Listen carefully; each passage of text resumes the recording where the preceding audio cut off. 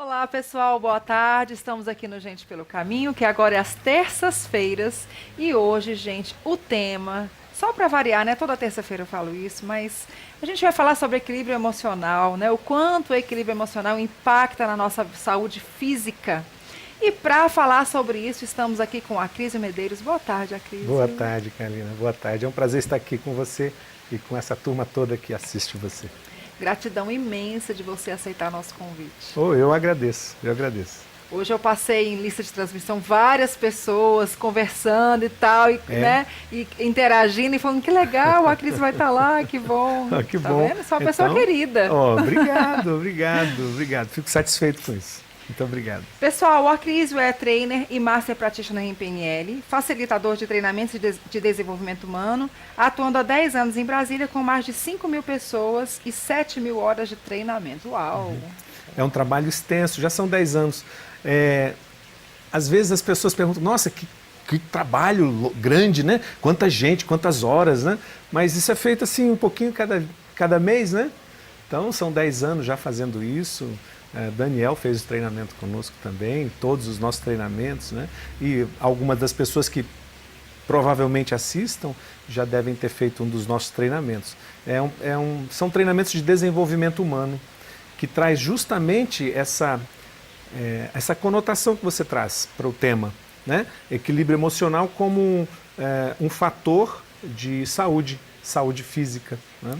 Olha, isso é tão verdade que eu estava aqui, já vou apresentar os meninos que a gente está com facilitadores aqui incríveis, né, nesse debate, mas eu estava esse final de semana no Master PNL, estava comentando aqui com o pessoal que eu recebi uma notícia que me chateou muito, me entristeceu naquele momento, mas eu entrei ali no exercício que a gente estava fazendo da programação neurolinguística, ressignifiquei aquele momento que eu estava vivendo, voltei para o meu equilíbrio e vida que segue.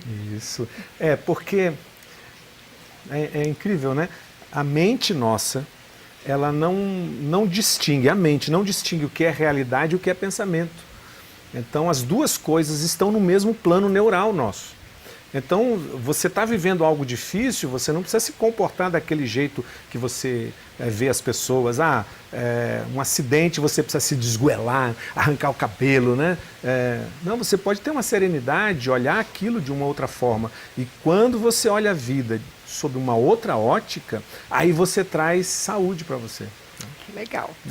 Mas deixa eu apresentar aqui a Michele Carvalho, que é psicóloga organizacional e professora de gestão do conhecimento, inteligência e desenho de novos modelos de gestão de pessoas. Empreendedorismo e inovação da Fundação Getúlio Vargas. Boa tarde, Michele. Boa tarde, Carolina. É consultora e facilitadora do Sebrae. Que legal. Prazer estar aqui com você. Muito bom. obrigada. Minha viu? primeira vez aqui. A Cris já veio, né? Já. Eu estou aqui pela primeira vez. Gratidão. Muito obrigada por aceitar nosso convite. Daniel Breyer também já esteve aqui conosco. Boa tarde, Daniel. Boa tarde, Karina. Boa tarde a todos. Novamente aqui. Exatamente.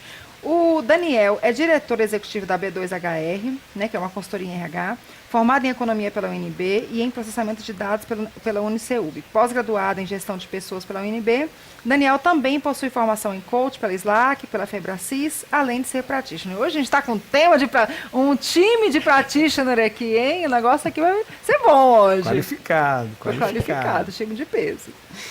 Vamos lá, então você estava falando aí das telas mentais, do olhar. Como é que é isso, Acrísio? Como é que eu consigo trabalhar independente... Aliás, antes disso, eu queria saber o que é ter equilíbrio emocional, se isso existe e se existe, como que é possível? Bom, a primeira coisa importante tratarmos aqui é que equilíbrio emocional não significa não ter emoções. Não significa passar uma linha reta e passar o dia inteiro assim. Dá para ficar mais 10 segundos assim? Eu não dou conta, não. Isso não é equilíbrio emocional. Isso não é. Isso é se desligar das emoções. E as emoções são fatores de saúde para nós também, né?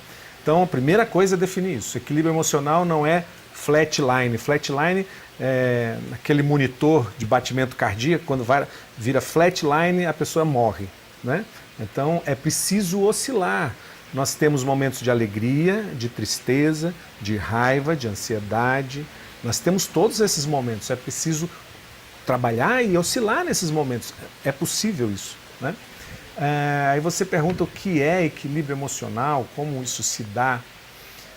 Segundo ponto importante é, mente e corpo é um sistema integrado.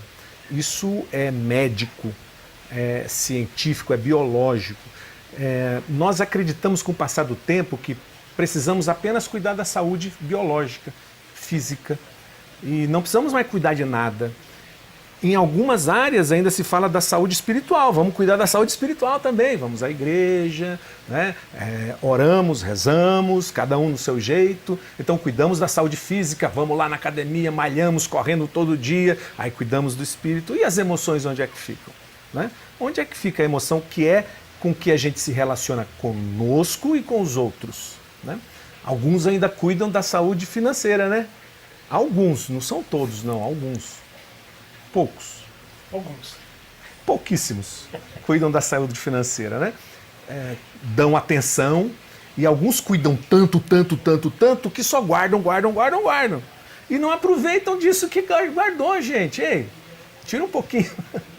Gasta um pouquinho também, porque com o seu gasto, e não é gasto, é investimento em lazer, investimento em passeios, investimento em conhecimento, estudos, os cursos que você fez esse final de semana, que nós já fizemos também, em leitura, né?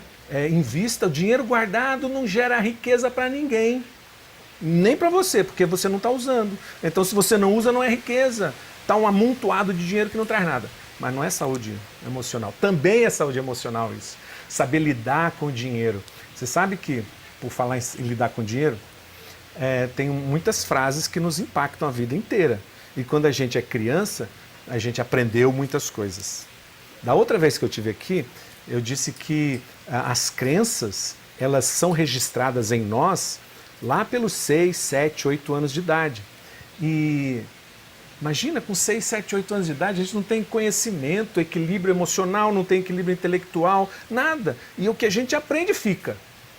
E aí meu pai pedia para eu comprar pão. Eu saía comprar pão. Enfrentava o cachorro da vizinha que me perseguia, então tinha um medo danado. E eu não falava para o meu pai que eu tinha medo. Abre um parênteses, o falar do que você sente é um fator de equilíbrio emocional, de saúde para o corpo. Porque quando eu guardo isso, eu deixo toxinas em mim que me fazem mal. E aí quando eu voltava lá da venda com o pão, ele dizia assim para mim, vai lavar a mão, você pegou no dinheiro, e dinheiro é sujo. É sujo. Aos 6 anos de idade, Nossa. Como isso fica na mente de alguém? Então eu me percebi na minha vida sendo impactado por essa autocrença, não era o que ele queria dizer, mas foi o que eu trouxe para dentro de mim. Né? Então até desfazer esse pensamento que influencia na forma como eu vejo o mundo, que influencia como eu vivo, né? Demorou um tempão para eu poder dizer, eu posso ter dinheiro, eu não preciso acumular, eu posso ter dinheiro, ter sucesso no meu trabalho, ter sucesso, poder cobrar as consultas, poder cobrar os treinamentos. Lá no começo eu falava 2 horas com alguém sobre treinamento. Quando a pessoa dizia assim, quanto custa? Eu falei, amanhã eu volto. Porque eu era proibido em falar de dinheiro, não pode misturar dinheiro nessas coisas. Não existe isso. Existe só aqui dentro. E quando eu digo existe só aqui dentro, já de novo faz aquela diferença do mundo físico e o mundo mental. É uma coisa só, é como eu percebo, né? Então, mente e corpo é um sistema só. Não dá para cuidar só do corpo sem cuidar da mente, dos pensamentos, como eu me relaciono com ele. E o que eu penso impacta no meu corpo, e o que eu faço no meu corpo impacta também na minha mente. Imagina você receber uma notícia, e não espero que isso aconteça com você, mas você recebe a notícia de que está com câncer. Um adoecimento físico vai fazer o que com o seu mental? Suas emoções. Vou morrer, e começa a se desesperar, eu não tenho mais vida. Então, o físico impactando na mente, nas emoções, e se retroalimenta. Se você não tem um aparato de suporte, você se adoece mais ainda. Eu já falei muito, dá para... Mas assim, interessante o que o Acris colocou. Eu achei que era só comigo a crise. Quando eu estou muito, muito, muito chateada, eu preciso falar. Aí eu fico me perguntando por que eu falando para mim mesma não é o suficiente. Mas não é o suficiente. Porque quando eu fico falando para mim mesma, eu fico num diálogo interno muito negativo. Né? Como diz o Eduardo Rocha, um converseiro só. Um converseiro negativo demais. Eu preciso conversar com alguém. E parece que quando eu converso com alguém, eu consigo digerir aquilo, processar. De outra maneira. E eu fico bem melhor. Eu falei, gente, será que é só eu que sou assim? Então quer dizer que isso faz parte da saúde emocional. Sim. Falar sobre. Sim, você ter grupos de apoio.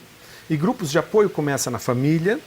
O grupo de apoio vai para um terapeuta, vai para amigos, vai para grupos específicos de apoio mesmo a essa situação em que você se encontra, como CVV, né? Centro de Valorização da Vida, é um grupo de apoio quando alguém precisa falar. Olha, em 1920, Freud já falava a cura pela fala. Mas vou abrir um parênteses aqui. Tem a Michele, que é psicóloga, e algumas pessoas que me encontram dizem assim, vocês ganham dinheiro fácil, né?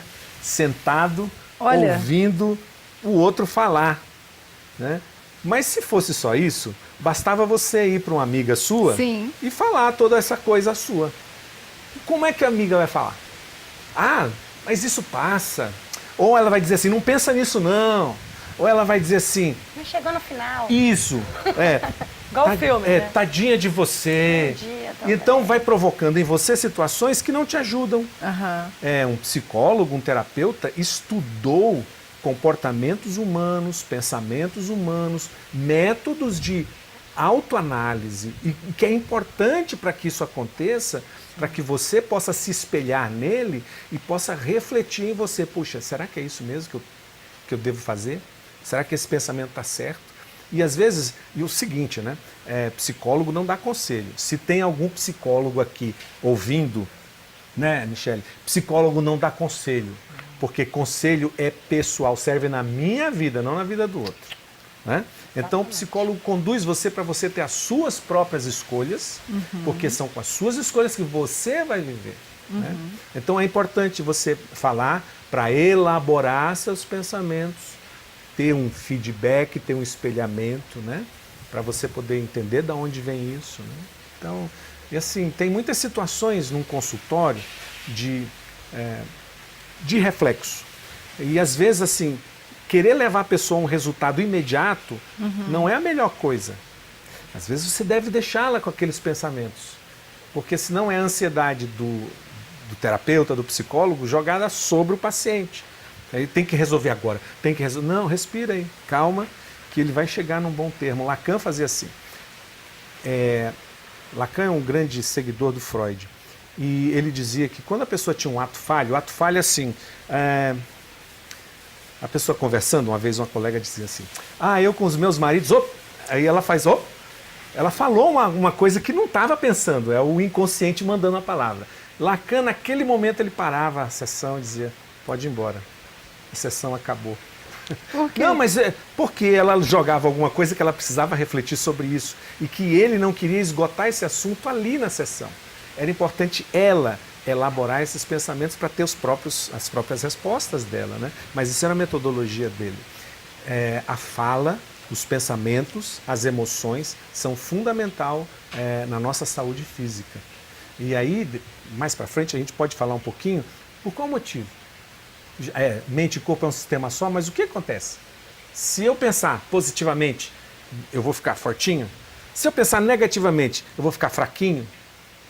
O que acontece? Desses pensamentos até meu corpo. Né? Isso é um assunto que a gente pode tratar daqui a pouco. Vamos, daqui a pouquinho. Antes disso, eu queria saber da Michele e do Daniel, em nível organizacional, né? O Acrisio trouxe aqui a situação do terapeuta, né? Do consultório, mas em nível organizacional, quando é necessário ter essa conversa, porque existem os conflitos, né? Dentro das equipes, por conta muito do emocional. Afinal de contas, nós somos essa máquina, né, que tem essa questão que influencia muito, que é o emocional, né? Muitas vezes muito mais que o racional. E lidar com gente é isso, é lidar com a emoção o tempo todo. Como é que a gente trabalha isso em nível organizacional? Bom, primeiramente a gente tem que entender o indivíduo como um todo, né?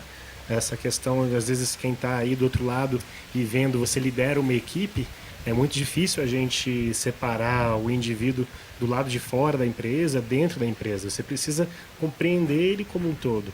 Quem é que já não teve ali um companheiro de trabalho ou um liderado que teve um dia ruim e chega no ambiente de trabalho no dia seguinte e não está com um equilíbrio suficiente, né? Como a Crise falou, está com os pensamentos perturbados, está com alguma questão física que está impactando no emocional, e isso muitas vezes se expande para a relação interpessoal que ele tem com o time, né? Uma situação dolorosa que ele tem que acompanhar. Imagina ali, como a Crise falou, uma pessoa com câncer, um familiar numa internação, numa situação ruim, como é que ele vai conduzir aquilo com o time dele, recebendo telefonemas, notícias, às vezes notícias ruins, né? Sai um exame, uma situação piorou. E como é que você vai conduzindo isso? Quem são os grupos de apoio que ele pode ter? Como é que o líder dessa pessoa enfrenta esse tipo de situação? Como é que as organizações estão preparadas para dar apoio para essa pessoa naquele momento, né? Então, o que a gente percebe hoje no mundo são organizações que buscam muito o foco no resultado meramente. Mas e o indivíduo como um todo? Será que ele está sendo observado?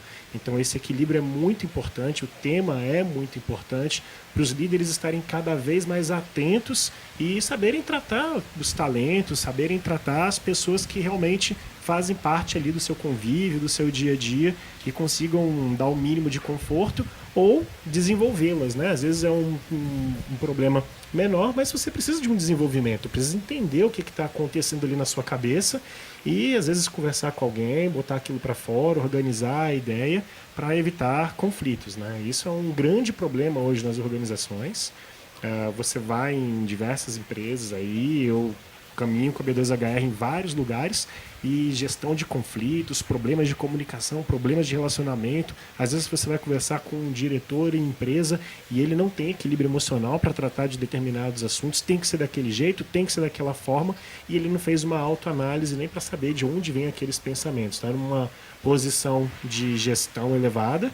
Eu estou com um coach agora, né, fazendo processo de coaching, e é um executivo de uma empresa bem estruturada, só que ele tem um processo que ele acha que tem que ser impositivo e falta equilíbrio emocional para ele. Já começou a afetar a saúde, já começou a afetar todos os relacionamentos que ele tem na organização, pessoas saindo, casamento complicado, então uma série de questões que, se ele não equilibra, a vida dele vai desmoronando, né? Ele cresceu profissionalmente, mas o restante dos outros aspectos vão desmoronando. Então, é um aspecto fundamental a ser tratado pelas organizações que a gente vem encontrando cada vez mais. Exatamente, Daniel. E acontece muito isso mesmo nas organizações, porque o manda quem pode e obedece quem tem juízo está acabando. Esse tipo de liderança autoritária não está funcionando mais, porque as pessoas precisam de engajamento, elas querem participar. Elas não têm resistência à mudança, elas resistem a serem mudadas. Então, o grande desafio hoje da área de liderança, de gestão de pessoas, é você desenvolver a resiliência.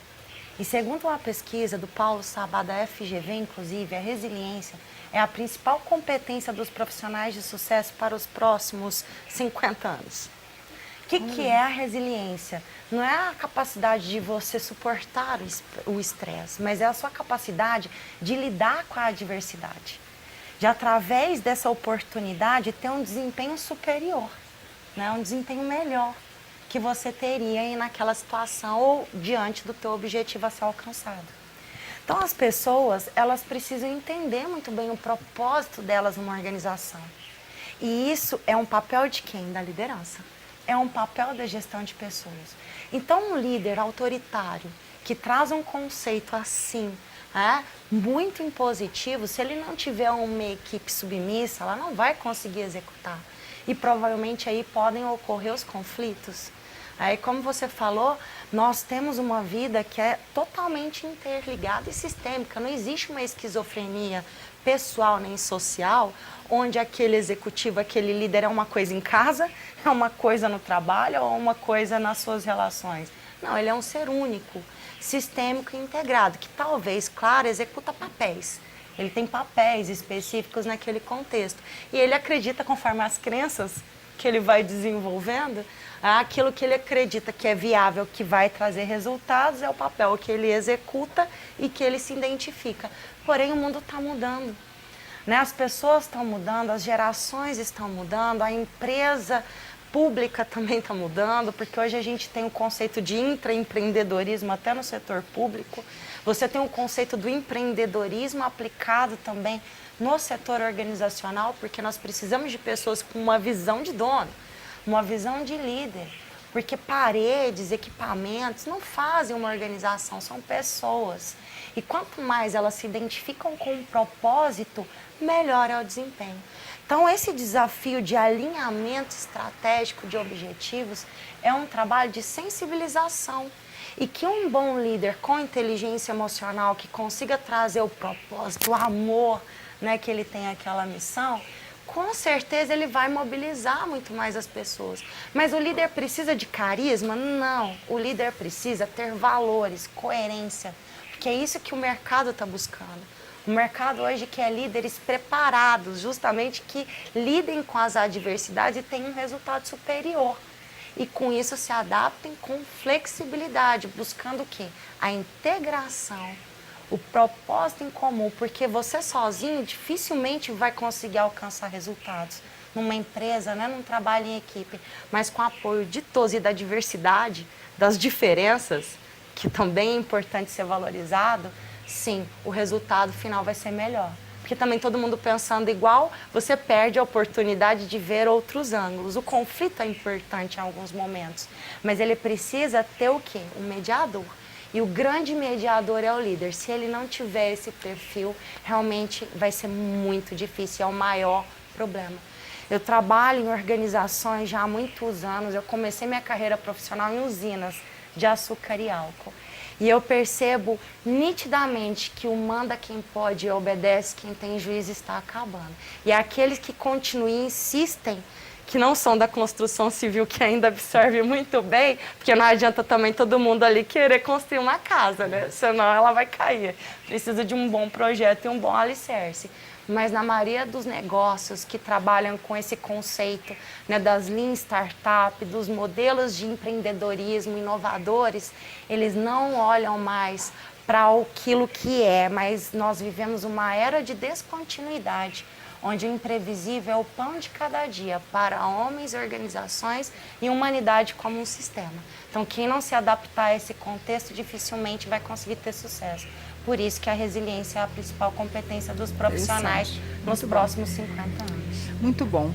E nas situações de crise, como que eu consigo manter o meu equilíbrio emocional? Porque se está tudo bem, é fácil, né, dizer que um corpo em repouso, né, um corpo em repouso, né? Agora, você ser surpreendido por algo que você não esperava, né, e às vezes é algo que impacta bastante, né? Muitas vezes, né? Somos surpreendidos por algo que não se espera, né? Ainda que algumas pessoas tenham desenvolvido um sistema de previsibilidade.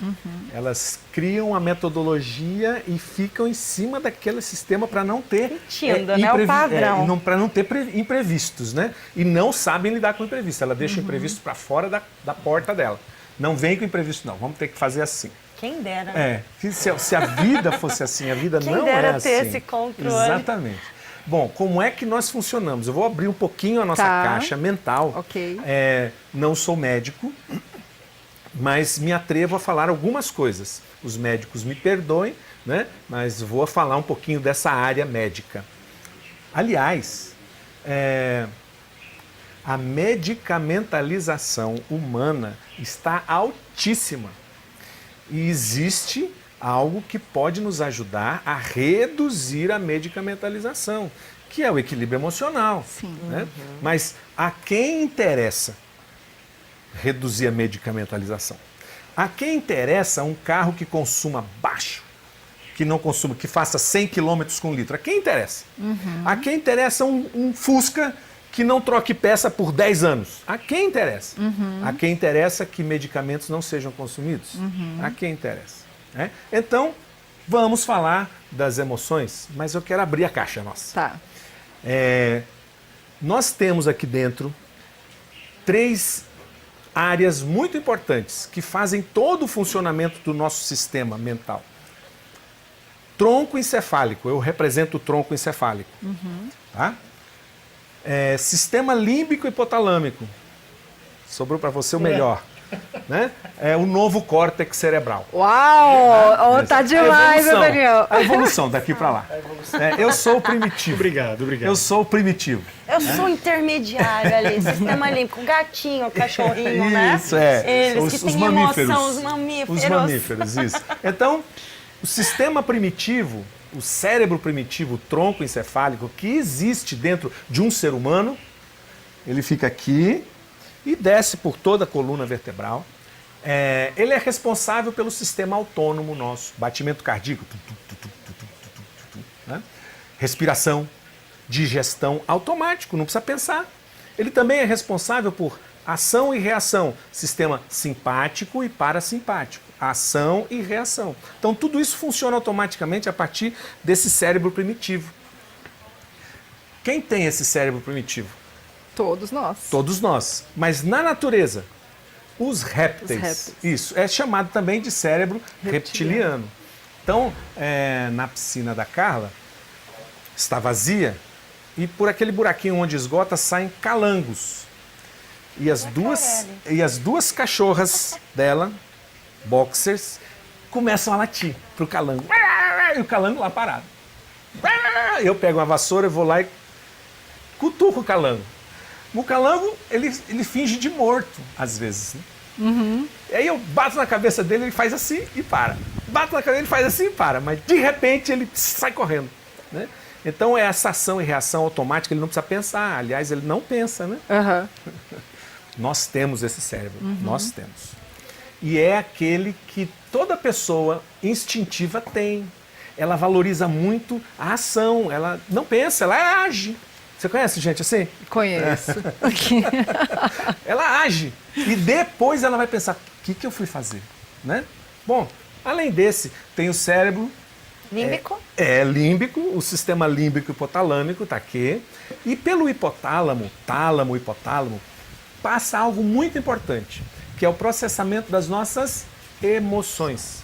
Todo pensamento que passa pelo hipotálamo no sistema límbico, ele passa pelas emoções. E a emoção passa pelo corpo, sabe? A emoção de, que lindo. Estou me sentindo bem, que alegria, que tristeza. Que tristeza profunda, raiva. que raiva. São sentimentos, emoções. Né? E o que acontece nesse sistema límbico? Um pensamento que vem...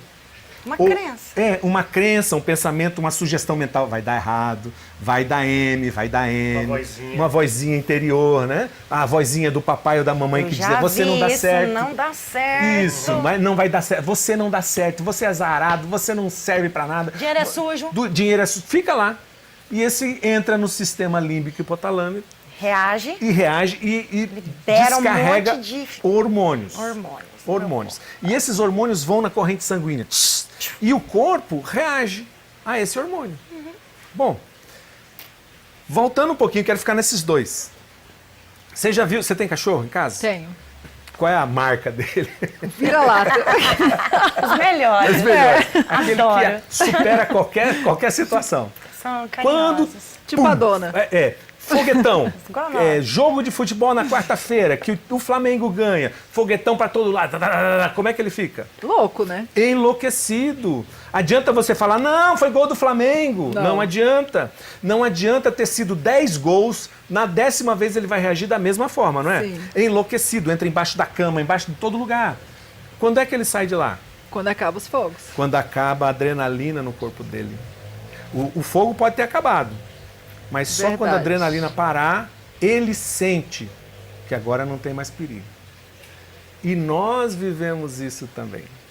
Verdade. Nós também vivemos isso com a tristeza, com a alegria, com a raiva, só que nós não percebemos. Nós somos movidos por esses hormônios, que são influenciados pelos pensamentos. O novo córtex cerebral. Não adianta falar para o cachorro é inteligente. Ele não é inteligente, ele tem isso aqui e tem isso aqui. Ele não é inteligente. Ele não consegue, ele vai repetir isso a vida inteira. Você já bateu no cachorro. Que aí você sai de casa, quando volta, Fez a mesma coisa. Mas tá lá, né? Feliz para te receber, ou triste esperando você falar oi. Você fala, ele repete isso, ele não tem inteligência para elaborar nada. Ó, ontem eu fiz isso e ela me chamou atenção, hoje eu não vou fazer. Sim. Quem faz é o ser humano que tem um pensamento. Bom, se esse pensamento existe, o que esse pensamento pode fazer para suportar as descargas de hormônios, de adrenalina que acontecem naturalmente? O que ele pode fazer? Ter pensamentos que ajudem, que deem suporte a isso. Né? Mas se eu não tenho esse pensamento, eu não tenho como dar suporte. Eu vou viver em função dessa descarga biológica, né? Nosso. Então, que fazer para ter equilíbrio emocional? Pensamentos positivos. Mas se eu posso ter pensamentos negativos, e acontece, e influencia o sistema límbico. Piora, né? Exatamente. Potencializa aquela reação emocional negativa. Isso. Então, o que fazer? Pensamentos, elaborações. Quando você disse eu preciso pôr para fora isso, bota para fora, elabora, reconhecer que eu erro, reconhecer que eu não sou todo-poderoso, reconhecer que eu sou frágil, que eu sou fraco, e aí vem a teoria humanista do Carl Rogers e de outros também, que diz assim, reconhece essa fragilidade em você, reconhece que isso faz parte de você, porque o que você foi proibido foi reconhecer isso na sua infância. Você não podia ser triste, ou você não podia ter raiva do seu irmãozinho, ou você não podia errar, você tinha que ganhar. Então, reconhece isso em você e depois você se escolhe o que você quer fazer com isso, mas cria interesse na sua vida. E isso, só quem vai trazer é o pensamento. Tá, mas segurei um pouquinho, Segura. só para eu entender. Vou dar um exemplo meu. Eu gosto de sempre fazer bem esmiuçadinho, Ok. que é para todo mundo entender. Quando eu era criança, eu era muito apaixonada pelos meus avós.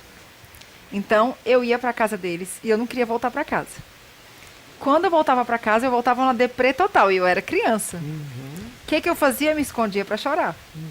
Porque eu não queria mostrar para os meus pais que eu estava chorando porque eu estava em casa. Então eu me escondia, porque eu não queria mostrar a minha emoção. Isso. E aí? E aí, o que é que mamãe e papai poderia fazer? Não vamos criticar sua mãe e seu pai. Né, um exemplo hipotético. Não dá para saber o que está acontecendo dentro da criança. Eu estou dizendo as partes do cérebro aqui, né? Não dá para dizer, nós somos as partes do cérebro. O que está acontecendo na criança? A criança, ela está disposta a aprender. Mas com o que essa criança estava aprendendo? A não ser com ela mesma o que ela estava sentindo. E o que ela estava sentindo? Um adulto, agora nós não somos mais o cérebro, vocês são os adultos. Um adulto, papai e mamãe, podia chegar e dizer, o que você ia falar para sua filha? Se eu pegasse ela chorando? Eu falava, o que foi, minha filha? Isso. Por que você está chorando? Eu iria perguntar primeiro. Isso, o que você está sentindo? O que você está sentindo? Onde é que dói em você? Por qual motivo isso O que aconteceu? está acontecendo? Isso. Seria Isso, porque algo tá que iria indicar que algo não está certo. Não está certo? E você, como mãe, poderia dizer para a filha assim, poxa, eu já passei por isso. Sabe, isso acontece quando acontece isso, quando a gente se afasta de alguém que a gente ama. Eu também gostava da minha avó. E ficava sentia sozinha, saudade. doía tanto. A criança se assemelha e entende e aprende o que é um sentimento, porque as crianças precisam aprender o que é sentimento, não só o que é cadeira, não só o que é água, não só o que é café, o que é pão, elas precisam entender o que é sentimento. E sentimento está dentro da gente e precisa ser compartilhado. E o que muitos pais, desculpa usar você como um exemplo que você não é assim, muitos pais falariam o que para essa criança? Tá de castigo. Para de chorar. Para de chorar. Chorar. Engole for esse menino, choro. né? Se for um menino, Homem não chora. homem não chora. Engole esse choro. Isso. Principalmente, engole esse choro. Isso, então são Final de aprendizados. semana você volta lá, para de bobeira. Ou vai ficar de castigo. Vai ficar Você nem vai lá no Nem próximo vai final de lá, semana. se não parar de chorar. Isso. Ameaça. Então o que acontece é que esses aprendizados que a criança teve lá vai ficar acumulado na mente. E aí, quando ela cresce, sente emoções, perde alguém, tudo aquilo volta. E vira adoecimento. Porque as emoções fazem isso conosco. Nos adoecem ou nos curam também. Nós temos possibilidade, da mesma forma que adoecemos, temos possibilidade de nos curarmos com o pensamento, com elaborações, com a conversa, com grupos de apoio, com muitas coisas, não só remédio. Aliás, remédio é paliativo, tá? Remédio é só por um momento. em que eu estou demasiadamente fora do meu controle. E aí eu preciso buscar um grupo de apoio, ainda que sejam pais, ainda que sejam familiares e ainda que seja terapia, um outro grupo importante. Pode não funcionar para todos, né? Não. Porque nem todos têm essa deficiência orgânica, biológica e fisiológica. Às vezes uma caminhada, uma mudança na rotina, no dia a dia, ou nas crenças, podem influenciar diretamente o funcionamento do corpo. Ótimo isso que você disse. O exercício físico, a caminhada, produz em nós endorfinas, que são uns hormônios do prazer e da alegria. A primeira coisa que eu recomendo para alguém que está se sentindo deprimido é que faça uma caminhada de 31 minutos. Por que 31 minutos? É porque acima de 30 é que ela começa a ser produzida a endorfina. Então faz uma caminhada diária. Na minha primeira experiência de separação, aliás, foi a segunda. Tamo junto, Cris. Foi a segunda. A segunda experiência de separação foi muito dolorida. E o que me salvou foi a caminhada. Eu morava em Cuiabá e caminhava no Parque Mãe Bonifácia. E sabe o que eu fazia, além da caminhada? Passava a mão em cada uma das árvores pela qual passava. E conversava com elas. E eu sentia, era aqui dentro, né? O carinho, o afeto que eu não tinha, estava sozinho, eu precisava ser recebido. E aquilo me salvou. Então, faça uma caminhada. Quando chegar em casa, depois, arrume sua cama, né?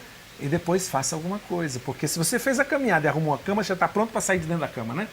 Lá daquele quarto, e vai fazer mais alguma coisa. São passos para você ter equilíbrio de saúde, né? Eu sou quase igual a Cris, quase igual.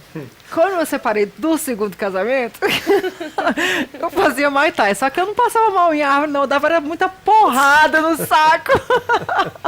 Descarregava aquela endorfina toda, aquela raiva toda. Saía de lá boazinha, calma, tranquila, equilibrada. São métodos para equilíbrio emocional, né? São métodos. Relaxamento, descarga, abraçar o medo, reconhecer a raiva, botá-la para fora, mas não só nas pessoas, tem que fazer como ela faz. No saco. Então você se tranca no quarto e pega o travesseiro e grita nele, e bate nele, mas bota para fora. Nós chamamos isso de descarga, né? Bota para fora e depois fala. Pede desculpa pro travesseiro, que daqui a pouco eu vou botar a cabeça em você, né? Mas são momentos de equilíbrio, né? Dica, Daniel. Você coloca aquilo ali. O que me chama muito a atenção na nossa conversa aqui é a questão do autoconhecimento, né? Como é importante você aprofundar, se conhecer cada vez mais, porque quando você não se conhece, né, Cris, e eu já participei dos seus treinamentos, era um Daniel antes e esse Daniel veio se transformando depois dos treinamentos. A autopercepção vai alterando, e se você deixa de esticar esse elástico, se você deixa de dar aquele pulo fora da sua área ali de conforto, da sua zona de conforto, né? Que eu chamo de zona de aprendizagem. Você sai da zona de conforto e vai para a zona de aprendizagem. Sim. Né? Então, se você não tem essas aprendizagens sobre você, o que você vai conseguir passar para o outro? Você vai passar aquelas crenças que você tinha lá atrás, vai ser um replicador daquele conhecimento. E que muitas vezes foi alguma coisa que te limitou aí na sua vida, foi alguma coisa que evitou você ter uma oportunidade que fosse incrível, fantástica, seja com pessoas, seja na sua carreira, seja com a sua família. E às vezes você vira um acumulador ou de coisas, ou acumulador de dinheiro, ou acumulador seja lá do que. Sentimentos, de mágoas. E às vezes você não sabe nem que sentimento que você tem, né? E você começa a replicar isso. Então, volta e meia hoje, no papel de pai, eu olho e falo assim, nossa, será que isso que eu estou fazendo hoje, eu não estou replicando alguma coisa que eu aprendi lá atrás? Seja com pais, amigos, professores, né? O grande papel do educador aí na nossa vida. Então, imagina a riqueza que é a gente estar ali nesse processo constante de autopercepção, autoconhecimento, aprofundando, sabendo que nós somos frágeis e que nós temos ali uma série de questões a serem melhoradas diariamente. Então, quero ser melhor diariamente. Esse é a grande riqueza, né, para transformar as nossas vidas, para transformar o nosso pensamento e a nossa realidade. Muito legal, Daniel. O que você falou é fato. Freud falava que um dos principais mecanismos de defesa do ser humano é a projeção. Então eu projeto no outro um problema que está aqui. Eu não o reconheço, não tenho consciência, eu sei que ele me incomoda, mas me incomoda no outro. Sim. E aquilo gera geralmente uma raiva mesmo exagerada. É um dos principais problemas no meio organizacional.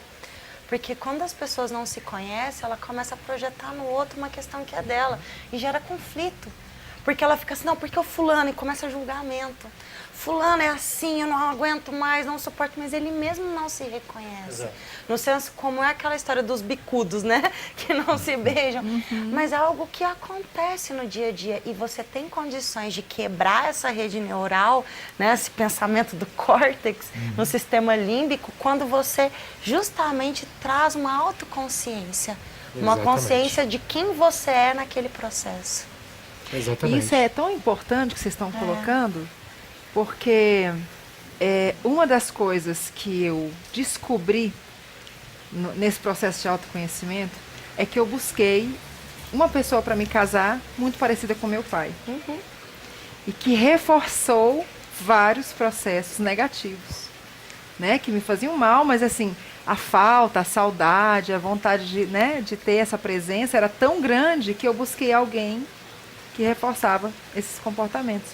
E assim, hoje, quando algumas pessoas fazem comigo algumas coisas específicas, é como se despertasse o gatilho, né? E aí vem essa reação exagerada, né? Essa coisa que é demais. É quase um mecanismo de defesa. Olha, foge. É tipo reptiliano mesmo. É um né? sinal, né? Ali tem um problema, corre. Exatamente. E nem sempre é real. Você, de repente, pode perder oportunidades positivas por conta desse trauma, dessa rede neural. Por isso que é muito importante o autoconhecimento e, principalmente, né, você conhecer o outro com respeito e humildade, sem projetar nele tudo que você acredita. Isso. E hoje a minha pergunta é, quando eu tenho essas reações assim, e eu sou muito impulsiva, né? é o que é meu e o que é dele, né? Isso. Geralmente 80% é meu. Sobe mais. Sobe mais. Então hoje eu tô com esse espelho na frente, né? A reação continua, mas pelo menos eu tô com o espelho lá fora.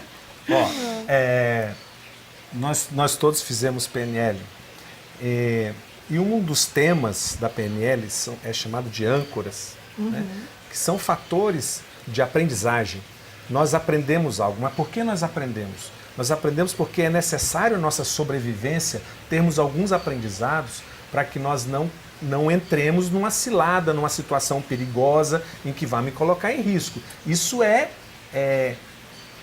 mais do que humano, é animal nosso. Imagina a gente lá na Idade da Pedra, né, que nós contávamos com poucas coisas para nos proteger. E nós, na cadeia alimentar, estávamos lá embaixo. A bicharada queria engolir a gente. Era um tecido gostoso, macio, docinho, né? Então tem gosto de carne e sobremesa ao mesmo tempo. Então, nós passamos a desenvolver mecanismos de defesa e de proteção. E nós fazemos isso hoje. Qualquer coisa que nós tenhamos vivido no passado e que não foi bom para nós guardamos como subsídio para evitar que nós soframos de novo. Então, essas coisas não se apagaram, elas estão ali, esperando o momento de entrar em ação. E aí diz, aqui não. Então se afasta e aí eu não preciso pensar. O sistema límbico entra direto com isso e funciona. E eu me afasto, eu não preciso lembrar do fato. Autoconhecimento, que o Daniel falou, funciona nisso. Eu começar a perceber o que é meu, você disse o que é do outro. Então, esse outro é outro. Meu pai era militar. Isso não tem nada a ver. Meu pai era militar. Isso não tem nada a ver. Eu tinha uma gestão provavelmente mais autoritária, como eu estava comentando aqui, que é muito comum, né, num sistema que precisa dessa autoridade. Agrega aquilo que tem que andar no trilho. Não quer ter surpresas? Não, ele era assim. É o sistema de crenças padrão, isso, então, passo a passo dá o resultado. Não pode ter surpresa. Então junta militar, uma disciplina forte com padrão, para não ter surpresa, e eu criança. Eu era um santo. Eu imagino. E quando meu pai estava chamando a atenção, admoestando, descendo o cacete em mim, eu, pequenininho, olhava para ele. Ele tinha um franzir do nariz, assim, ó, que erguia, e ele chamava esse pedaço do nariz de pau da venta. né? E ele ficava bravo, ele erguia isso aqui e ficava branco. Amigo, eu passei a minha vida inteira tendo medo de quem fazia isso. Tendo medo, eu não sabia por quê. Eu tive um amigão, ele tem esse costume, naturalmente. Nossa. E a primeira vez que ele fazia, na segunda vez de novo. Aí parece que o universo conspira, né? Isso, para a gente poder entender o que está acontecendo. Exatamente. E aí eu precisava dizer, esse não é meu pai. Nossa. Eu não sou aquela criança, esse é meu amigo. E aí passei a desconstruir essa âncora que existia em mim, né? Então, é natural que a gente faça isso. Tem que reconhecer, né? Isso, foi isso que procurar você fez, esses modelos. identificou. Essas coisas são automáticas na gente. Elas funcionam automaticamente, a gente não precisa pensar. Mas, e aí, o que eu faço de tão automático no meu dia a dia que está me levando a resultados negativos? Tem que ficar atento para isso, e às vezes depende de feedback. Pô, no trabalho, o cara é mandão, o cara é autoritário, o cara nessa pessoa, vaidosa, é orgulhoso, ele é superior, ele é um líder e não ouve os subordinados dele. Se ninguém der esse feedback para ele, agora não pode ser do nível abaixo, tem que ser do mesmo nível ou superior. Mudança que vem de baixo para cima é greve, ou é revolução dentro da empresa, não é muito bem. Então ele precisa ter esse feedback, né? Para que ele possa, opa, o que eu estou fazendo de errado? Aí entrar pro consciente, poder analisar e separar o que é dele e o que é do outro. Isso né? mesmo. Por isso que o Executive Coach é tão importante, né? O Daniel falou que está fazendo um processo com uma pessoa, né? Exatamente. Porque ele vai te ouvir, mas ele não vai ouvir o subordinado dele. Isso. Isso acontece com uma boa constância, né? Às vezes você tem um diretor, ele vai escutar alguém de fora da organização, o presidente, mas a equipe muitas vezes ele não escuta, né? Uma das coisas que a gente trabalha bastante, inclusive algumas capacitações lá na própria B2HR, primeiro, se questione. Depois, reconheça aquele questionamento, os pensamentos, a estrutura que você está construindo para você. Aí você vai poder aceitar o que realmente acontece para poder ressignificar. Se você não passar por esse ciclo, é muito complicado você conseguir mudar o que você precisa, né? Por que você tem aquele tipo de pensamento? De onde vem aquilo? O que esse pensamento está fazendo com você? O que ele te protege? Eventualmente é uma proteção. Se eles te afastam ou se te aproximam dos seus objetivos, né? E acho que uma coisa muito importante também é a cultura organizacional, os procedimentos, as normas daquela organização. Porque às vezes ele não consegue também mudar por conta dessa cultura. Então ele tem um problema específico ali na equipe dele, porque é uma foto micro, né, de uma organização como um todo. Porém, a empresa como um todo não está mais se adaptando àquele modelo. Então a mudança, ela precisa ser alinhada com o RH, com os procedimentos, com as políticas. Porque se isso também não é coerente, começa a gerar conflito.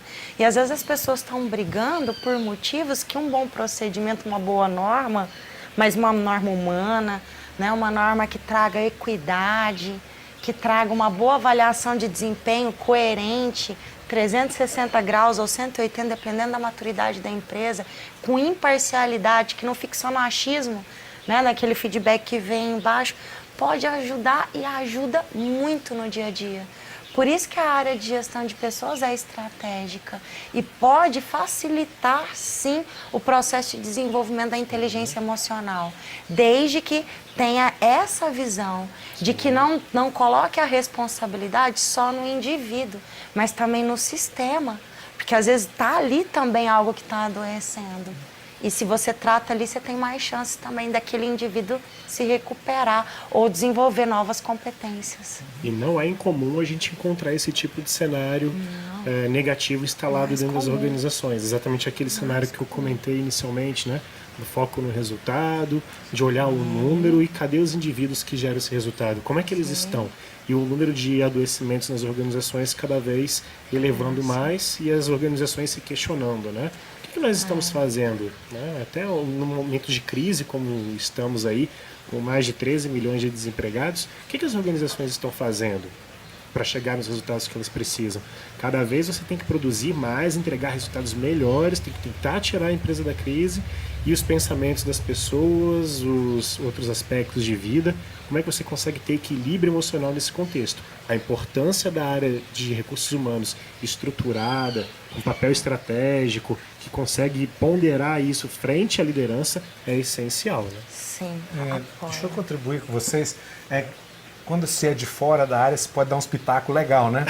Então, se o dono da empresa não quiser, nada vai acontecer com o RH. RH vai ser só fake. Verdade. Sim. Vai ser um órgão para fazer isso. Vai ser um DP e o psicólogo, infelizmente, vai ser aquele que faz dinâmicas. Né? Abraçador de árvores.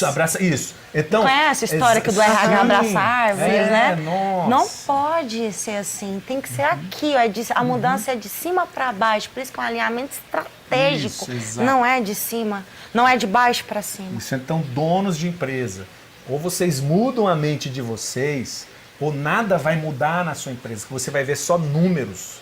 Só números. Quantos fogões foram vendidos, quantos carros foram vendidos, e se não vendeu, esse camarada manda ele embora. E talvez você esteja mandando embora a pessoa mais importante que teria na sua empresa. A punição pelo bom desempenho. Sabe como é que é a punição pelo bom desempenho? É assim, ele tem um excelente colaborador, só que ele só confia nele. Então, os grandes desafios, aquelas missões, sabe? Ele só dá para aquela pessoa porque ele sabe que é só ele que entrega. Só que tem uma equipe que ele vai passando a mão por cima, né? E vai deixando ali aquele desempenho razoável. Um belo dia, aquele melhor colaborador, aquele que você dá as melhores missões, ele começa a ficar estressado, ele começa a se sentir punido por ser bom. Por quê? Porque os maiores desafios são deles, o maior estresse é dele, as cobranças, o nível emocional de estresse que ele vive, e chega um ponto que só ser valorizado como sendo o único, né, quem é competente naquele contexto, capaz de pegar aquela responsabilidade, não faz mais sentido para a autoestima dele. E você perde os melhores. E as empresas não entendem sobre isso. Eu tô achando tão interessante a Michelle colocar isso, porque eu já fiz isso com os meus filhos. A gente faz, infelizmente, é natural. Porque assim, eu tenho 3 filhos. A minha filha do meio é descolada, despachada, resolvida igual a mim. Então, eu tive uma tendência a vida inteira de falar, não, a Duda é resolvida. Entendeu? Com ela as coisas são mais fáceis. Dona os peitos dela, ela bate no peito e mata. Né? Até chegar ao ponto que ela começou a adoecer. Porque ela não reclamava, mas aí o corpo começou a gritar, né? E ontem eu ouvi isso de uma pessoa, falou, não, Karina, mas você é foda, você é forte, você dá conta. Eu falei, opa, pera, não quero ouvir isso mais não. Isso, eu ouvi isso minha vida toda, chega, deu, não quero mais, eu também sou frágil, eu também sou sensível, eu também sofro. Entendeu? Não é porque eu elaboro bem e porque eu vou que eu não sinta, né? E é quase um estigma, né? A pessoa carrega aquele estigma, né? Não, eu dou conta. De Fortaleza, sou Passa para ela que ela faz. Então, assim, os donos, que vocês não falam deles, eu vou falar para ajudar vocês. Por favor, né? fala para eles. O problema talvez não esteja com a sua empresa. Talvez esteja com você. Talvez não, está com você. Isso, né? Então, autodesenvolvimento, autoconhecimento também cabe em você. Porque quando visitamos as empresas e vamos levar uma atividade, uma proposta de autodesenvolvimento, você manda os seus funcionários. Está na hora de você ir, você mudar a sua mente, você mudar a sua estrutura, ter mais calma, você vai vencer igual. Esse medo de não dar certo são problemas interiores, que você traz da sua infância também. Então, melhore você, seja cada vez melhor, que o espírito da sua empresa também vai mudar, né? Falei. Ideia pelo exemplo, né, Cris? Muito bom. Isso mesmo, Cris. Liderança pelo exemplo é uma coisa que contagia o time, mantém os colaboradores de alta performance. Você vê ali na frente um modelo, um exemplo, a pessoa que fala, primeiro vou eu lá fazer um curso, vou eu mudar esse comportamento em mim, depois eu coloco outras pessoas, mas é sempre partindo de cima, né? E isso lá na B2 tem dado super certo, né? Eu falo muito com a Carol topa muito as minhas ideias, né? Primeiro, nós dois, deu certo, aí a gente coloca o time para ralar depois. E vem dando muito certo. E os clientes que compram essa ideia são clientes que têm tido resultados muito interessantes, mesmo em momentos de crise.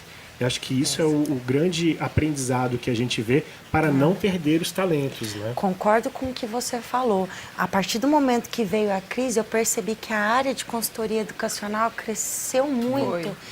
E as organizações estão olhando para isso, elas querem mudança, desde que elas percebam a coerência.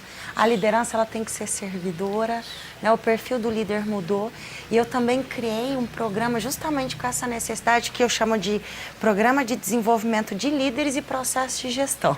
Eu não trabalho coach, eu trabalho com executivos de usina, por exemplo, de açúcar e álcool, né? Eu vou imersa lá para a fazenda no meio do Nordeste, faço treinamento com eles em Minas, né, que eu já trabalhei em mais de 14 estados com esses líderes, e no processo a gente faz o trabalho de desenvolvimento da liderança, o autoconhecimento, mas também desenvolvimento dos processos de gestão, porque se os processos não evoluírem junto com a mentalidade deles, eles não conseguem acompanhar.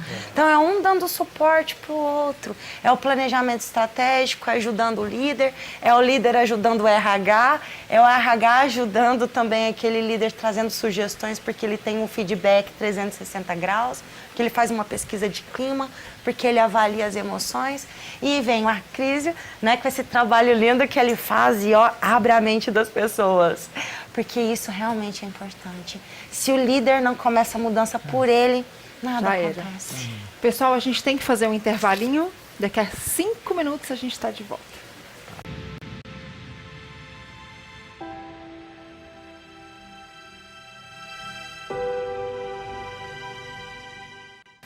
Então, Acrísio, Michele, Daniel, vou pedir agora para o Acrísio descrever para a gente, sei lá, ferramentas, como que a pessoa pode lidar, né, com tudo isso que vocês colocaram aqui, em momentos de crise, em momentos de surpresa, em momentos que o sistema límbico lá, né, pegou de assalto a pessoa, né, e agora? Né, como é que eu tenho alguma ferramenta, algum método, alguma coisa que eu possa fazer para lidar com isso?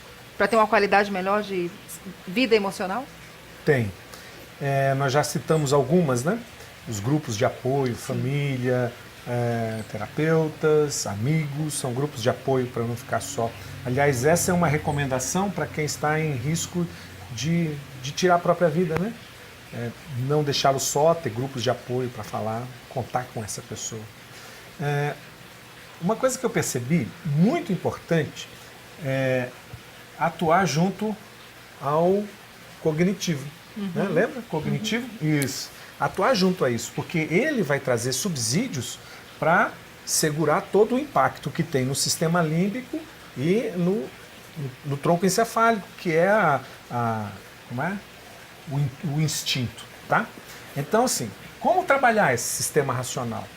Porque existe uma informação que passa, que vem direto para o sistema límbico, que os sentidos, por exemplo, as emoções, vamos dividir as emoções em duas áreas, emoções fisiológicas e emoções pessoais, vista do lado subjetivo, os sentimentos.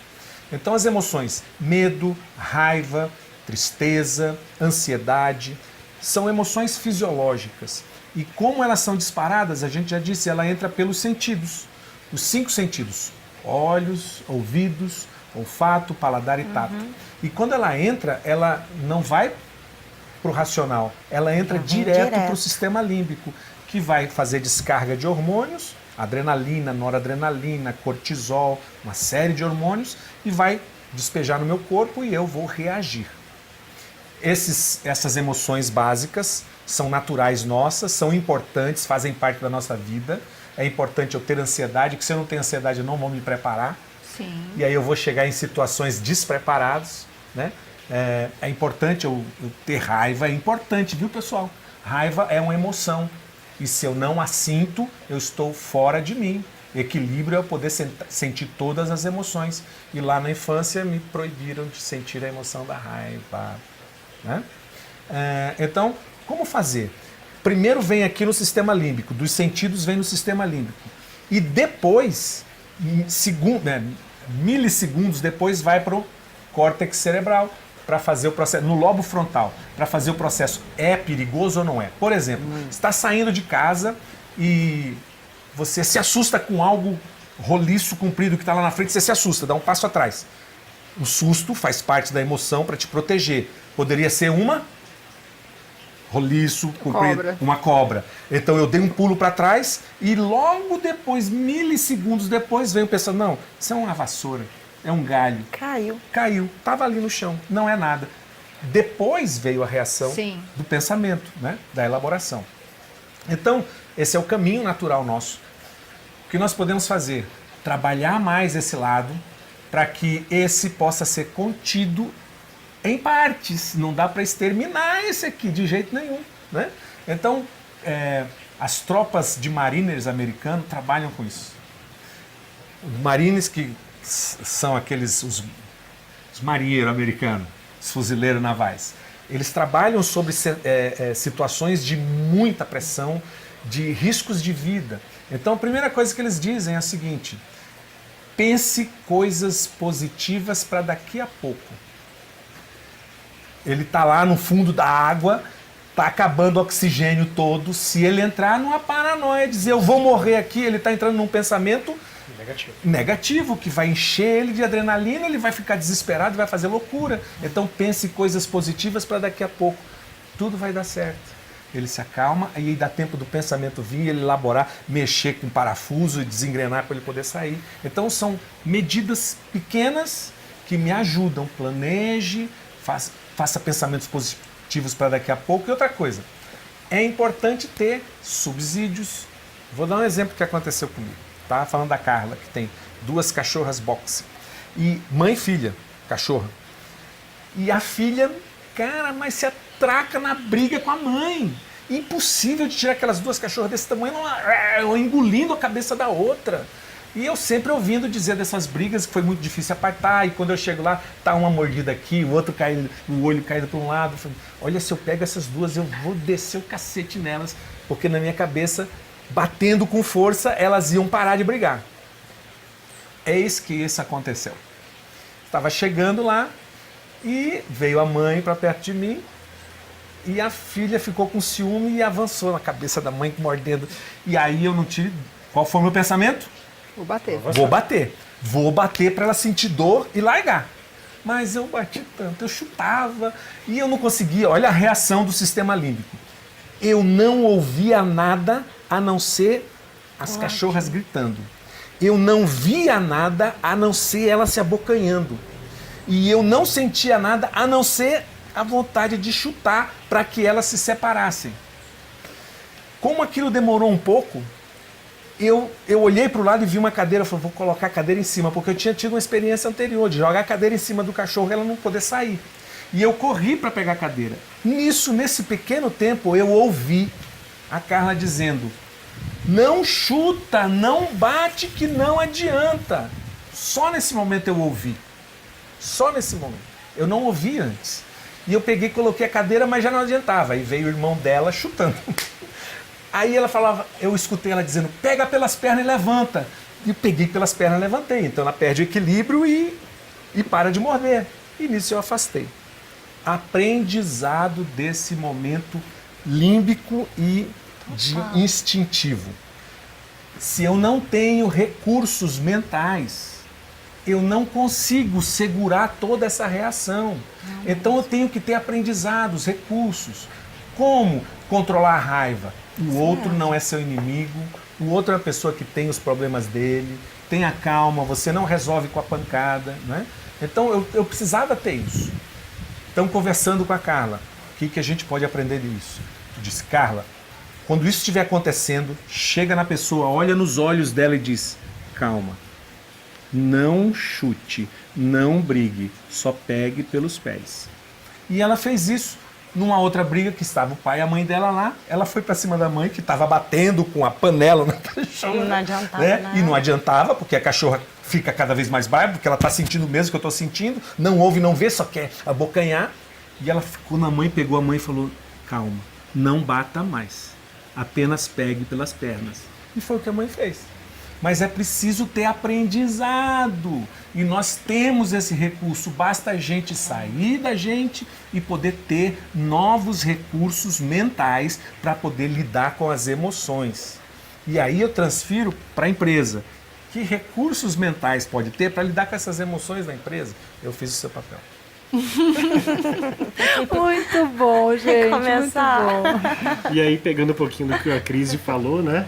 quais são os recursos que a gente pode ter, desde um processo de coaching, desde os programas de desenvolvimento de liderança, e processos de gestão, estruturação da política, um planejamento estratégico bem feito, coerente com a realidade, com metas alcançáveis. Isso. Que você saiba por que você está fazendo aquilo, o objetivo daquilo, para você poder, se for um líder, né, passar isso para os seus liderados, e se você for alguém da equipe, entender o seu papel, entender onde que você está contribuindo com a organização, e não entrar com os olhos focados em determinada ação, sem escutar, fazendo, no final entregar lá um relatório e encontrar lá não era exatamente isso que eu queria, né? Era para você levantar a pata do cachorro, mas você me entregou esse relatório aqui porque você ficou batendo lá na cabeça dele. Então, entender um pouquinho mais do significado do trabalho que você tem, o resultado que você precisa gerar, a forma como isso pode impactar em outras áreas, em outras pessoas. Quando você tem conflitos na organização, buscar entender por que aquela pessoa está ali discutindo alguma coisa comigo, por que ela está se indispondo comigo. Será que ela não tem um outro ponto de vista? Será que eu não posso contornar, ir por outro caminho? Eu preciso realmente ir para a linha de enfrentamento? Ou será que a gente não pode... Calma, vamos sentar aqui, vamos conversar. Qual que é o seu ponto? Eu quero resolver um problema, você quer resolver outro. Ótimo, nós temos uma coisa em comum, encontrar uma solução. E aí você consegue se tornar uma pessoa mais flexível, uma pessoa mais disposta ao diálogo e que o canal de comunicação está aberto. Aí você consegue até escutar alguém gritando uma solução diferente diálogo. E acalma, né? Falta muito nas organizações essa capacidade de ouvir e estabelecer os diálogos para encontrar soluções necessárias. Exatamente. Bom, tem muitas síndromes nas organizações, que é a síndrome Gabriela, né? As coisas sempre foram assim por aqui, eu nasci assim, eu vivi assim, eu morri assim. As que estão ainda com essa visão estão falindo, né? Não estão conseguindo se manter competitivas no mercado, porque nós vivemos uma era de descontinuidade, onde o imprevisível é o pão de cada dia para homens, organizações e humanidade como um sistema. Quem disse isso em 1960 foi Peter Drucker. Olha a visão dele. Então hoje, se nós não nos adaptarmos, não entendermos que a mudança é algo rotineiro, hoje a rotina é mudar. Mudar e mudar. Mudar e mudar. E entender que a demanda, ela vem da necessidade, da identificação de uma oportunidade, da solução de uma dor, seja do cliente que vai comprar o produto final da empresa, seja, né, do liderado que está ali dependendo do líder para poder ter um bom desempenho. Então, se você consegue implantar esse valor, esse princípio na equipe, eles não vão mais se assustar tanto com aquilo que é novo. E eu acho que esse é o grande desafio. Treinar justamente esse movimento de flexibilidade, de adaptação. E para isso a gente tem PNL, né, que é uma ferramenta incrível. E a Cris aqui faz um trabalho em Brasília belíssimo, com resultados incríveis que eu já vi. Você também. Eu experienciei, né? Exatamente. Parte do resultado, né? Você sabe muito bem. Então a PNL conduzida por bons profissionais e bons coaches funciona. A questão é: procurem bons coaches, acreditem no currículo, acreditem na metodologia, na psicologia da presença e olhem para isso, porque não é todo mundo que infelizmente tem a habilidade para conduzir isso num processo organizacional. A quem você está entregando sua vida, né? Exatamente, não é só a formação, é também quem você é naquele processo, a tua entrega, a tua coerência entre o que você acredita, o que você sente e o que você precisa repetir no dia a dia. Então, eu acho que esse é o grande desafio, né, das organizações de sucesso. Eu fico muito feliz de estar ao lado de dois grandes profissionais e a Kalina aqui. Esse papo foi realmente muito rico, porque eu acho que esse é o grande desafio.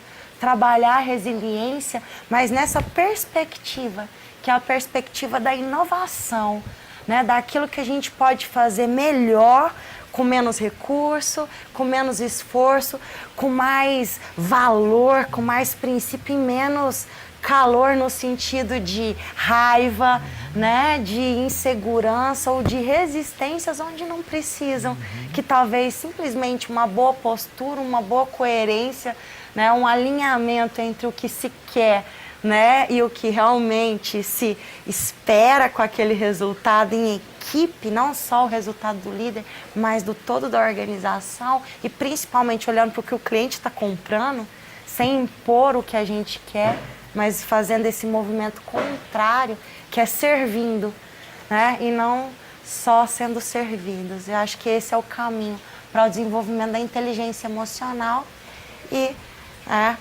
resgate aí do físico nesse processo, que não é só aqui, né? É humano, mas é biológico, é cognitivo e é comportamental. Legal. Muito bom. Eu quero deixar o Acrísio dar o recado por último, então quero deixar meu recadinho. O ano passado eu trouxe aqui o Wilbert Batista, não sei se vocês conhecem, hoje ele é campeão do Ironman Full. E ele começou a treinar com 50 anos de idade. Ele era uma pessoa sedentária. Tem chance, então. Tem chance. Ele era uma pessoa sedentária, aí ele foi atrás de um médico, o médico falou, olha, fazer um check-up, né? Falou, se você não fizer alguma coisa, você vai ter uma qualidade de vida ruim daqui para frente. E ele começou a gostar do negócio, e começou a gostar e virou triatleta e um dos representantes do Brasil no Ironman, no Havaí. E ele falou uma coisa que para mim foi muito marcante, a questão das telas mentais, dos quadros mentais. Então ele falou, ele nadou quase 5 quilômetros de mar aberto, depois ele tinha que pegar o pedal e pedalar mais 147 quilômetros, e depois eu não sei mais quantos quilômetros correndo, não estou me lembrando agora. Mas quando ele pegou a bicicleta, e assim, a terra lá é vulcânica, né, muito quente, então que ele foi fazer esse trajeto, no caminho ele viu várias pessoas desmaiando, vários corredores, várias pessoas da prova desmaiando, passando mal, pessoas mais jovens do que ele. E aí ele começou com um looping de pensamento negativo, né? O que você está fazendo aqui? Você é um louco, você é um avô, você poderia estar em casa cuidando dos seus netinhos, você faz esse movimento inteiro, gasta uma grana, né? Gera expectativa nas pessoas para chegar aqui e passar mal, desmaiar, né, e tal, você é um louco, larará, começou com esse diálogo interno, né? E aí ele falou que resolveu desviar, mudar o canal, né, da televisão lá do cérebro dele, e ele começou a olhar para um pedacinho de mar que estava lá na frente. E no que ele começou a olhar para um pedacinho de mar, ele começou a mudar as telas mentais. Aí ele começou, não, mas a minha família acreditou tanto em mim, meus netinhos estão lá no Brasil acompanhando a prova.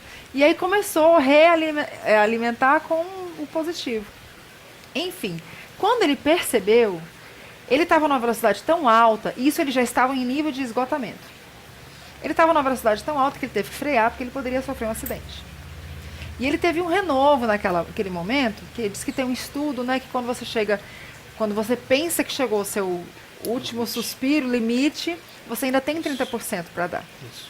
E aí ele falou que, de repente, ele estava muito bem, correndo até demais, teve que diminuir a velocidade da bicicleta. Ele terminou, eu não sei se essa foi a prova que ele terminou em primeiro lugar, mas ele terminou nos primeiros. E no final, que o final é correndo, ele ainda chegou e viu escrito assim no chão de giz, vai amor. E né, lá o pessoal só fala inglês, né? E ele falou, a mulher dele ficava sempre gritando, vai amor, porque a mulher dele ia com ele para os treinos, né? E aí, quando ele viu, ele disse que se emocionou tanto, até aqui, ele encheu o olho de lágrimas, ele se emocionou. Ele se emocionou tanto, sabe, assim, de você saber que tem gente lá na linha de chegada me esperando, né, e tal. E ele começou a pular e dançar e fazer uma palhaçada, e ele passou a faixa de chegada dançando e pulando, e aí filmaram ele, e essa imagem foi veiculada no mundo todo, porque as pessoas chegam se arrastando, chegam desmaiando, né? A ambulância fica lá e ele chegou dançando e pulando, né? Então, assim, o quanto essa questão dos quadros mentais, das telas mentais, que a gente alimenta mesmo, o pensamento que você usou, Daniel, como exemplo, né, do novo córtex, o quanto isso realmente faz diferença. E eu provei um pouquinho disso nesse final de semana quando eu estava no Master. Quando eu fui abalada, né, o límbico veio com tudo, né, me derrubou no chão, eu falo, pera, calma. E aí comecei a processar aquilo, peraí, o que é meu, o que é da outra pessoa, né? Por que eu estou tendo essa reação tão impulsiva? Né? E tá, tudo bem que eu vivi uma coisa lá atrás, sistema de ancoragem, a âncora veio na hora, mas espera lá, é uma âncora, né? Eu não preciso de necessariamente repetir esse padrão de comportamento. Exatamente. Né? Eu posso ressignificar isso. Né? Não estou vivendo a mesma história, são histórias diferentes. Kalina Low, são histórias diferentes. Né? Então, trabalhar realmente essa questão do pensamento o tempo inteiro e estar alimentando. Né? A Bíblia falava isso, né? Para a gente alimentar, renovar os nossos pensamentos. A Bíblia fala que os nossos pensamentos não são os mesmos pensamentos de Deus, que a gente tem que renovar os nossos pensamentos. Né? Shakespeare falou isso. Né? E Tony Robbins, ele, no depoimento dele, ele fala que quando ele foi expulso de casa, que ele dormia num carro, ele falou, ou eu alimento a minha mente agora para me tornar forte, ou eu vou sucumbir diante dessa situação. E começou a ler e se alimentar do que é bom. Então, assim, para mim foi um aprendizado muito grande, sabe? E maravilhoso trazer o Acrisio nessa semana, né? Que eu tô toda empolgada do Master, para falar sobre isso. Falei demais. Que legal, muito bom mesmo. E semana que vem, o Acrisio vai deixar o recadinho dele. Semana que vem, a gente vai estar aqui com um professor do IBMEC de Psicologia Positiva, que legal. professor Ricardo de Barros. Cara muito preparado e acho que vai ser bem legal também. Vai ser ótimo. Mas a Cris, olha para a nossa câmera e deixa um recadinho para o nosso público. Eles não vão se despedir, não? Eles já se despediram, mas já, vamos dar um tchauzinho. desculpa. Valeu, Daniel. Obrigado, viu? Eu que agradeço. Despedir não, deixaram o recadinho dele. Obrigado também, Michele. Vou deixar o meu recado. Muito obrigado a você. Tenha bons pensamentos. Revisite as suas histórias e saiba que elas acontecem aqui dentro, não aqui fora. Você pode ser feliz hoje. Você pode ser melhor. Pense melhor sobre você, sobre as pessoas, sobre o mundo. Há um mundo melhor, espera. Isso não é Peter Pan, não é nada mundo cor-de-rosa. É a verdade. Né? Nós podemos viver num mundo de negociações, de conversa, de diálogo, menos pancadaria. Né? Mais honestidade. Né?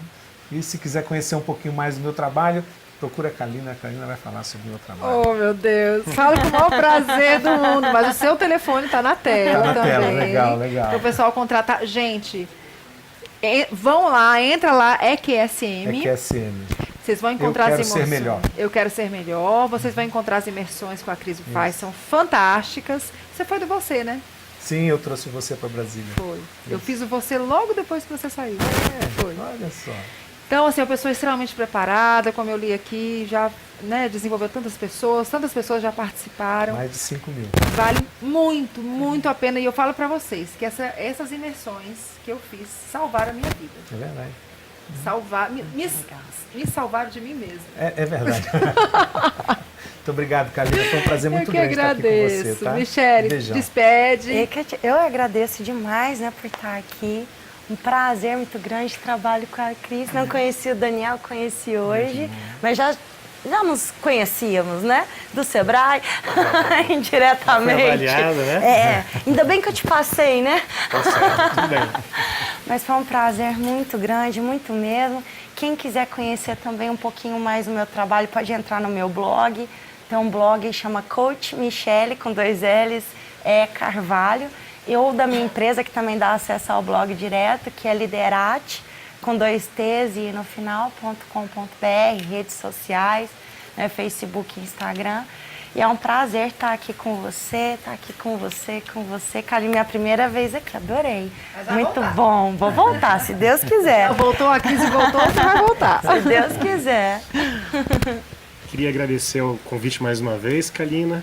Falar para vocês que estão aí do outro lado da telinha vendo o Acrisio, vale a pena fazer os treinamentos. Fiz aí uma série de treinamentos da QSM e realmente salvam a gente de nós mesmos, né? É uma evolução. Eu sou muito grato a você por todo o trabalho que você fez comigo, com boa parte da minha família. Revolucionou minha vida. Obrigado. Com certeza. E não só a sua, viu, Daniel? Porque eu tenho a honra de hoje ser responsável pelo planejamento estratégico dele. E nós fizemos uma pesquisa e é emocionante como ele mudou a vida assim, de milhares de pessoas. É uma honra trabalhar com a Cris. Realmente ele é muito bom. E tem curso EAD que ele criou, viu? Está ótimo, a arquitetura do pensamento. Fala para eles procurarem. Vale a pena. Vale. É bom que tem vendedores aqui da Tá crise. vendo? Exatamente, só nem falar, viu, Mas isso, né? Eu não falo. É porque eu tive a sorte de ser indicada para fazer o planejamento estratégico. O Sebrae me pediu. Eu nem o conhecia, foi uma sorte. E é uma honra trabalhar com um cliente assim que faz um trabalho de humanização e de resgate à vida. É isso que eu ouvi lá, por isso que eu falo. Por isso que você vai fazer a viagem. Ah, já, com certeza, eu vou fazer. Já fiz em outros institutos, não fiz o dele ainda, preciso. Precisa. Merece. Mereço. Mas mais uma vez, Kalina, obrigado que pelo agradeço. convite. Nos vemos aí nas próximas vezes. Obrigado, Cris. Prazer, Michele. Gratidão, prazer E meu. para os líderes, fica aquele processo de autoconhecimento, autorreflexão e treine positivamente o seu pensamento para chegar onde você e onde você imagina que a sua organização deve chegar. É isso. Pessoal, muito obrigada, gratidão, até quarta-feira que vem, palminhas pra gente, beijos Pra você. Gratidão.